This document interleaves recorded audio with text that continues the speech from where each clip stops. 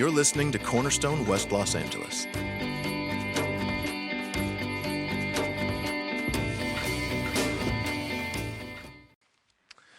Good morning, everyone. It's nice to be with you virtually again. We are in a series, and the series is on knowing God, because especially in a time of crisis, what we need is to know God, and not just know about God, but we need to know Him personally. It's very similar to the fact that you always need air, but you don't really recognize how much you need air until you don't have it, until you're underwater. In the same way, you always are living on some kind of idea about God, about life, about death. You're always building your life on something, but you don't always realize how important those things are until a crisis comes along. And when we are now in a worldwide kind of crisis, for everyone, this is a time that we take a closer look at the big questions, at the things we build our lives on, and we wonder if they hold up. And Christianity would say that the only thing you can build your life on that will actually hold up, that will actually last, is an actual relationship with God, with the God who's there. Not just like philosophies about life or personal ideas about spirituality or even just like facts about God from a distance. So knowing God up close and personal is the spiritual air we're built to breathe. And so now is the time we tend to see how much we need it, if maybe we overlooked that in the past. And so we're going to look closely at what God is like, at what it means to get close to Him, to know Him personally. And so for the next 10 weeks, we're going to look at what Christians have called in the past the attributes of God. So these are things like love, like sovereignty, like faithfulness, like power. Because if you want to know somebody, you have to actually get to know them by noticing what they're like and then responding to them in light of that. You have to interact with them based on who they are. And that's the goal here. We're going to take these things that we're learning about God, and the goal is to put them into use in your actual knowing of God, your actual relating to God, like this morning, this afternoon, this week. And this morning we're going to start with the holiness of God, because it's one of the chief attributes of God. It's one of the overarching qualities that God has in Scripture. And it's also something that won't let you stay distant and analyze it. God's holiness sort of demands a response from you. You'll see this morning it gets uncomfortably close. And it affects you on an extraordinarily deep level.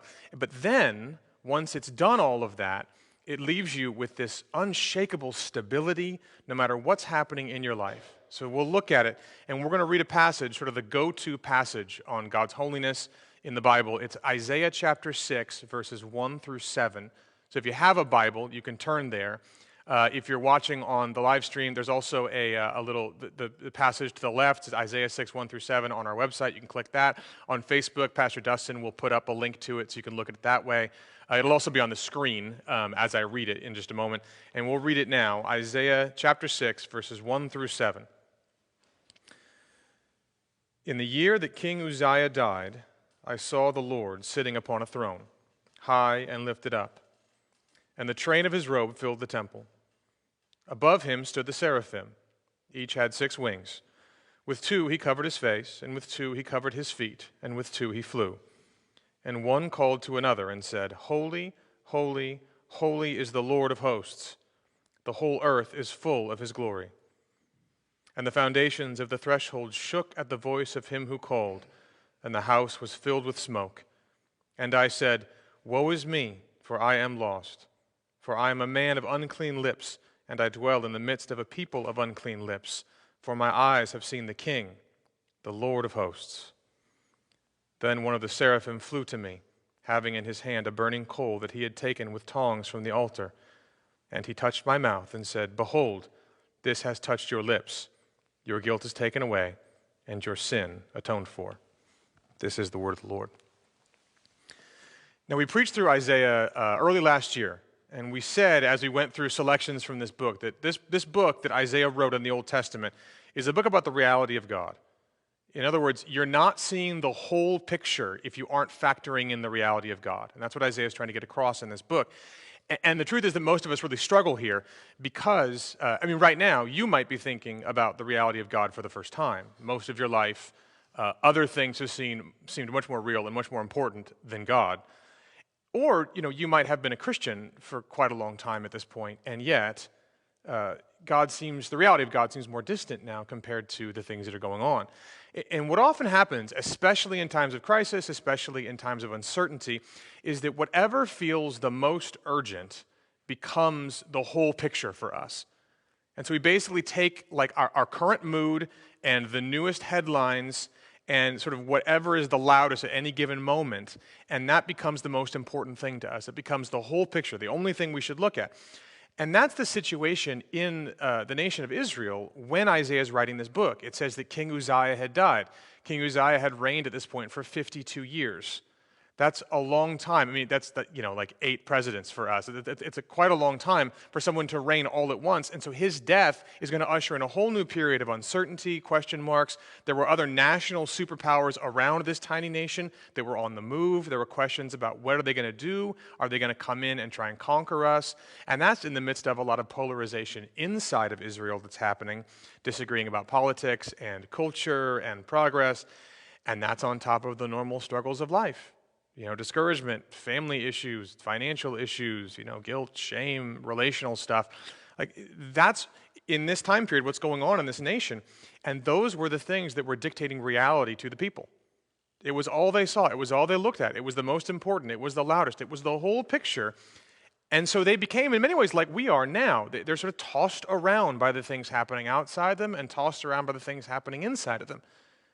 And what's fascinating is that Isaiah is one of these people. He's one of a person in the nation of Israel. He's living through this, and yet you have this book that's filled with a remarkable confidence and a remarkable security and stability. So what was it that opened Isaiah's eyes to something bigger than the picture everyone else was seeing? What grounds him in reality? What gives him this kind of unshakableness? It was this.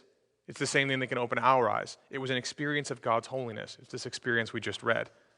So Isaiah goes to the temple to worship, which is just like the rest of the people. He comes to church, and something very unexpected happens. Like God shows up, and everything changes. The entire course of Isaiah's life changes at this point, and everything can change for you too, whether this is the first time you're thinking about God seriously or you've been a Christian all your life. Getting a deep acquaintance of God's holiness, experiencing the holiness of God, not just a knowledge about God's holiness, but a knowledge of God's holiness, encountering God in some way. That's what we're after this morning. And what we'll look at is a pattern, the pattern of what encountering God's holiness, what that experience is like. There's a pattern here, and it goes along these lines. His holiness overwhelms you, then his holiness undoes you, and then his holiness shows you what you really need. It overwhelms you, it undoes you, it shows you what you really need. So first, his holiness overwhelms you. Now, Isaiah's in the temple to worship, and he has this vision. In other words, the temple on earth sort of gives way to the temple in heaven. And he's seeing what a snapshot of reality down below is actually like when you're caught up into what reality actually is. And the chief thing he experiences, of all the things you could think of when you show up in, ultimate reality, when you have a vision of what's ultimately true, the chief thing he comes away with is an experience of the holiness of God. Now, holiness is a word we don't use a lot anymore, and so it can be kind of confusing. It's not just being particularly religious. It's not being particularly moral. It's definitely not being particularly arrogant, like holier than thou. Holiness is being set apart. That's the sort of the root idea. It's an idea of distance, of difference in like quality and kind. It's difference in nature. So holiness in some ways is like the godness of God. It's the unique infinitude of God. It's the way God is in his own category, that no one else is in that category. And so what the idea of God's holiness does is it emphasizes the massive difference between God and us. This like infinite gap between our size, our morality, our idea of beauty, our power, and like God's size and beauty and power and morality. And that's why Isaiah points out the death of King Uzziah in the beginning. It's not just the unrest that causes, the instability there. It's the fact that this one king dies, and Isaiah's caught up to see the king that never dies. We focus on the kings and the presidents and the national struggles and the accomplishments and the achievements and the times of health and the times of pandemics. Isaiah has an image of like the real king, of the eternal power, the eternal beauty, the real goodness. And you see it in the description. In contrast to like a normal throne, this one is high and lifted up. Back then kings wore these royal robes, and the hem, just like the hem of the robe, is filling the space in the temple. And there are these massive, angelic beings that are very different from the chubby babies we're used to sort of picturing. They're flying, but they have extra wings to shield themselves from the holiness of God, because even they can't just look at him like that's no big deal. And they're shouting to each other at this volume that is so loud that the whole building is sort of shaking and producing this smoke, this cloud that fills the whole room. And here's what they're shouting: "Holy, holy, holy is the Lord of hosts. The whole earth is full of his glory." Now, in Hebrew, which is what this is written in, you'd repeat a word for emphasis. That's how you emphasize something. And so, like in 2 Kings 25, it talks about some items in the temple, and you read it in the English translation, and it says they're made of pure gold. But that's not what it says in the Hebrew. In the Hebrew, it just says they were made of gold. It's like really goldish gold. In Genesis 14, they talk about these like bitumen pits. But what's funny is we don't know what kind of pits they were, because all it says is they were pits. They were particularly like pittish pits. They were the pittiest of the pits. This is the idea. They do this over and over again. Or in Deuteronomy chapter 16, it talks about following pure justice. But it's justice. Like really justicey justice. But nowhere in the Bible do you ever get three in a row except here. This is the only place you get all three. He's not holy. He's not holy. He's holy, holy, holy. That's how different, like how set apart, how infinite the gap is between him and us. And you even see it kind of indirectly. Isaiah can't get above the hem of the robe. That's like where the description ends. He's that far different. He's that holy. It's the otherness of God. A lot of the time, we just sort of default to thinking about God as just a bigger, stronger version of us who knows more and who's more moral. And that's where a lot of our ideas come from. God must be like this because, I'm like that, but if I was better, I'd probably be like this. So that must be how God is. But that's not how this works. In that version, seeing God is sort of, this is the thing where people say, when I die, I'm going to have some questions for God, That's this idea that God is someone you can it's just like you, just bigger. So seeing him would be cool, not like scary or off-putting or overwhelming. But here, you're in this picture where you're finding yourself entirely overwhelmed. Isaiah is entirely overwhelmed by the sight of God because he's not just like us. He is entirely different. It's very similar to, I remember when the original Jurassic Park came out, which was a movie for the young ones. That was a movie about dinosaurs where they cloned dinosaurs and made them again before Chris Pratt was a star. It's a whole thing. You should go see it. And in that movie, there's this one particularly iconic scene where they're driving around in this Jeep, and the Jeep sort of stopped. And all of a sudden, this little cup of water is in a cup holder. And the stomp of a Tyrannosaurus Rex, from a distance, they don't know it's really coming. There's a stomp, and you just see the water shake. And the water shakes, and the water shakes. And I remember seeing that in the theater, and it was so cool. I ate my popcorn, I was like, oh, that's awesome, it's going to be so big. And I took a sip of my soda, can't wait to see the giant Tyrannosaurus Rex. Which is the problem with talking about overwhelming things right now, because we see them in movies from the safety of our seat in the world that we're comfortable in, and we think about all these giant, epic, giant, transcendent other things that are mediated to us through a place that's just the world that we're normally in. And at some point, you just have to ask yourself, imagine for a moment being in the Jeep, being in the scene, if that was real around you. And you begin to understand what Isaiah is trying to get at here. The holiness of God is not like a story that teaches you a moral. It's a reality that's not for entertainment. He's saying to you, this is what God is actually like right now. The water is rumbling right now. And he says, I only got a glimpse. I couldn't even get above his robe. And the angels then say, the whole earth is full of his glory. Which is fascinating, because what that means, this isn't the first time Isaiah's been in the temple. He's gone to church before. But now it's not that God wasn't there before. It's that Isaiah didn't recognize this holiness is what undergirds reality every day. God's always this holy. This is always true. He just wasn't seeing it. It's the same reality that's true all over the earth. The whole earth is full of his glory. Underneath the things we focus on is the reality of God. Underneath the things that we think are the most real is the holiness of God. And that's what Isaiah is realizing. He's basically saying, I thought I understood my world. Like I thought I was a religious person. I thought I understood God. I thought I had a handle on all of this, but I didn't understand his size. I underestimated how overwhelming he is. I underestimated his holiness, his reality. And that's what we do. We just sort of forget how big this is, how other he is, because we think of it in terms of normal everyday stuff. We get lost in whatever seems important right now, and we forget that underneath and all around all of us, like at this moment, is this God of this size. And Isaiah is saying then, like, you know you're encountering reality when God overwhelms you and becomes bigger than whatever else you're occupied with. Is that your relationship with God? Does his holiness overwhelm you more than other things overwhelm you? Isaiah says it should, because that's what he's actually like. It's what's actually true. The water's trembling right now, he says. It's true for us. But then, that's the first part of the pattern. There's an overwhelming. But then next, there's an undoing. In verse 5, Isaiah says, "Woe is me, for I'm lost. For I'm a man of unclean lips, and I dwell in the midst of a people of unclean lips. For my eyes have seen the King, the Lord of hosts."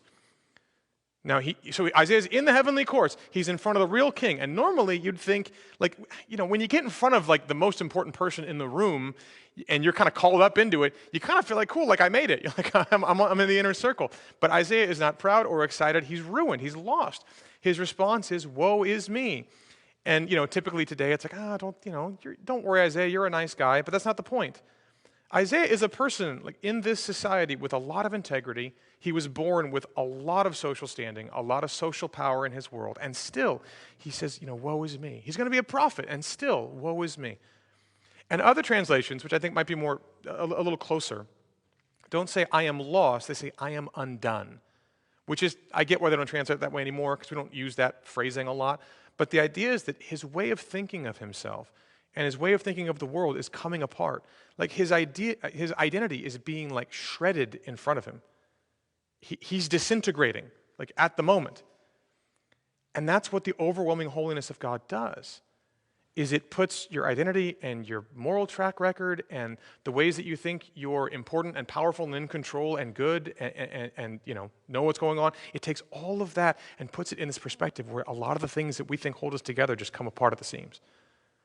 It's very similar to, I've used this story before, but I remember I went to UCLA, and when I got there, it's a giant school. And so people come from all over, especially from a lot of small towns in California, where they were, valedictorian and captain of the tennis team, and star of the play and sang lead in the choir. Like, it's like the big fish. They're just absolutely big fish. And then they come to UCLA, and they don't really, it takes a while to realize that you've moved from like the pond, not to like a bigger pond, but to like the Pacific Ocean. It's just a giant school full of very accomplished people. And it takes a while. And so there's always this experience where these freshmen will show up and they'll like go walk onto the tennis team and they'll realize that like the person that they're trying out against is nationally ranked. They go, it's a bummer. And then they go to like, the choir practice and they realize that the person that they're singing next to and trying out next to has a recording deal. Like these are the things that happen. And so like everything in those moments, everything they thought was true about themselves, their entire conception comes undone. Like they had this sense of who they were and it all comes crashing down because, you don't stand where you thought you stood. You're not who you thought you were. Now, if that's true for like an 18-year-old at a state college, imagine what happens when you or I stand in front of a God this overwhelmingly holy. Like, just take a moment. How much of what you think about yourself just comes apart and disintegrates in front of your eyes? That's why Isaiah doesn't play it off. Like there are sometimes you see someone better than you and it's like inspiring because you feel like you can work hard enough and get there. There are other times when you see someone who is so much better that it's just fundamentally demoralizing and you go home just entirely discouraged. And Isaiah doesn't play like the comparison game. I'm better than these people over here. Like that puts me a little closer because the difference is so stark. That's what holiness means. It means set apart. Like there's a line of holiness and God is on one side and all the rest of us are on the other. No matter who you are. Even the angels are covering themselves. Even they aren't on the other side of the line. The distance is just too big. And so Isaiah says, woe is me. In other words, cursed am I. Like I deserve judgment. There's an undoing that happens. Now that's a part of being near a holy God. You will experience a kind of undoing regularly. I remember my doctor looked at my medical history one time. He's going through the charts, and she says, I can actually tell you the month you got married. And I was like, come on, shut up, no way. And sure enough, she pulls out March 2009. I was like, how did you do that? She says, well, that's when like all of your numbers got better. I was like, well, cool. And I looked back and went, oh, that actually makes some sense. Because I thought, look, when I was single, I thought I had good habits. I thought I was a very healthy person. And then I got around someone who like moved in with me who was actually very healthy. And I couldn't just keep going like I was exposed. I was like, I guess I got to change. Or here's a different example. Dostoevsky, who wrote Crime and Punishment, wrote this story called The Prince, otherwise known as The Idiot, which is about this prince named Prince Mishkin in a high Russian society. It's this story about this young guy, Mishkin, who comes into this high Russian society, and he is completely honest, completely authentic, kind yet firm, doesn't respond to like the social pressures and the ladders and the rules, but he's also constantly like giving of himself and his money and his honor and his time, and it drives everyone there absolutely nuts. The whole book, it's a long book, the whole book is about these people who just are driven crazy. They can't stand him, they call him names, they challenge him to duels, they try and kill him. But what's fascinating is it's abundantly clear throughout the novel. The entire time, all of their anger, all of their insults they just come from the fact that they're unable to cope with who he is, with what he's like. And you find Dostoevsky wrote this story to demonstrate what it would be like in the world if Jesus came and lived like in his world. He said it would be like this guy coming and living amongst Russian society.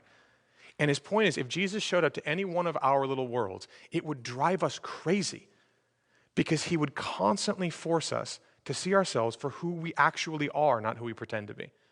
He'd force you to see yourself for who you are, not who you pretend to be. He would expose like all the petty things we live for and all the ways we think we're good but we aren't and all the ways we think we're in control but we aren't. Like to be near God, an infinitely holy God, a loving and merciful God, a God who's all these things and who is just set apart from you, will always undo you. And that's a good litmus test to see if you're dealing with a real God or a God at a distance that you sort of made up. Does your God ever disagree with you? Does he ever undo you? Like does your relationship with God ever leave you exposed? Like, or do you find God or the universe or spirituality or whatever, like always landing on your side against other people? If God is real and really bigger than you, wouldn't you expect him to land on the other side of you sometimes? And that's exactly what God's holiness will always do. It will always have this undoing effect because it will always overwhelmingly call out your inadequacies, your failures, the things you should have done that you left undone, and not just the ones that you want to be called out on. All of them. There's a disintegrating thing that happens. And the question then is what you'll do when it happens. The rest of this chapter that we didn't read talks about how the people Isaiah is going to preach to, God's own people, are not going to listen to him. They're going to reject the message. They're going to reject God. Exposure to God does this. It forces a choice. Will you admit what's really going on? Will you be undone? Or will you try and grab the pieces and say, no, I'm actually fine. Harden yourself. Dive deeper into the pretend. The thing that happens, and this is a whole pattern we'll see, is that God's holiness shows you what you really need. In verse 6, one of these angels comes to Isaiah with a burning coal. Now, just again, you got to not think chubby baby. You have to think like giant heavenly army creature kind of thing. And he gets these tongs in this heaven, and he goes from the altar where the sacrifices are prepared, but this is like the heavenly altar, and he grabs this coal, and he just comes at him straight. So he's holding something on fire, and he's flying straight at Isaiah, and he's heading for his lips, which are the thing Isaiah just said, I'm a man of unclean lips. This is where he's sort of localizing his sin and his inadequacies. And so what's Isaiah thinking here? He's thinking it's all over, like it's done. It's too bad. I guess I lived a good life for what I had so far. It's done now. And instead of burning Isaiah, it cleanses him. It says at the end of verse 7, behold, this has touched your lips. Your guilt is taken away and your sin atoned for. Now look, if you've been a Christian for a while, you knew this was coming. So it's like hard to wrap your head around how surprising this is supposed to be.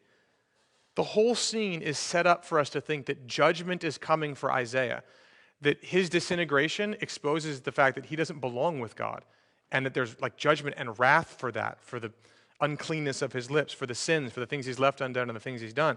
And so we're supposed to think like when we are entirely deconstructed by God's holiness, how in the world would forgiveness come next? And so the whole scene's then meant to get you paying attention. So where does the coal come from? Okay, it comes from the altar. And so what's in the altar? These coals, they exist in a sense to communicate judgment. The altar is where the sacrifice would go, where sacrifices are made. And so the idea behind the altar is that the sacrifice receives the judgment from the coals, from the fire of the coals, which is interesting because in the Old Testament system, that was kind of the idea, was that the person wouldn't receive the judgment, the sacrifice would receive the judgment, and the coals would deliver that judgment in heat and flame. So the coals meant judgment for the sacrifice and cleansing for the person offering it. But if you notice, nowhere in this story, like Isaiah didn't bring a heavenly sacrifice. So who provides the sacrifice? What's on the altar? The only answer is that God provided a sacrifice in his own heavenly temple. And the sacrifice God provides brings judgment. So Isaiah can have a burning coal touch his lips and be healed instead of hurt. And that's how it works for us too. When you read through the pages of the rest of the Bible, you find that God does provide this sacrifice in the person of Jesus Christ, the Son of God. And on the cross, what you have essentially is the burning coal touching Jesus in judgment so it can touch you in grace. So that when you and I are overwhelmed and undone, when we are at our most honest and recognize how it's worse than we tend to admit, maybe than we've ever admitted, that the coal that comes for you burns him, not you. This is the idea of the Christian gospel. And what that means then is that what you need most, holiness shows you what you need most. What you need most is not just a change in your circumstances. What you really need is not just to be better. What you need is grace so you can be close to God, a God this holy, and have him call you my child. And that's what makes that grace so undeniable and amazing and central in the Christian religion, is that if you don't make it the sacrifice, you can't fail at it. If God makes the sacrifice to satisfy his own holiness, then you know it works. And you see it immediately in the next verse, because immediately in verse 8, God commissions Isaiah to go be a prophet. Inside of a minute, he goes from being entirely undone, entirely lost, saying, "Curses be on me," and now his lips are so clean, he's going to go be a prophet. And that's the same idea that happens to us. Once you get that kind of grace, it's going to transform you like Isaiah. It creates a radical kind of security. Think about for a moment. This is what you need more than anything. Think for a moment. Isaiah, one moment, is entirely undone. His identity is shattered. And the very next moment, his whole identity is renovated. He has a new foundation.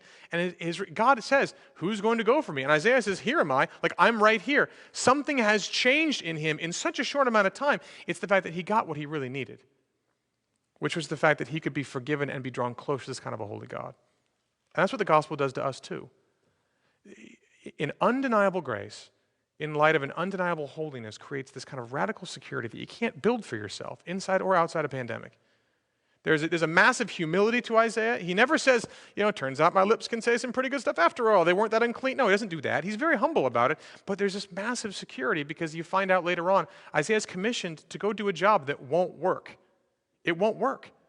And he literally is told, "Go and be rejected." And then for the rest of the book, he does it. He goes and does it. Do you have an identity that strong? Do you have an answer to those universal questions, the big questions? A sense of anchoring to something, to reality that's that strong? Isaiah says, this is what we all really need.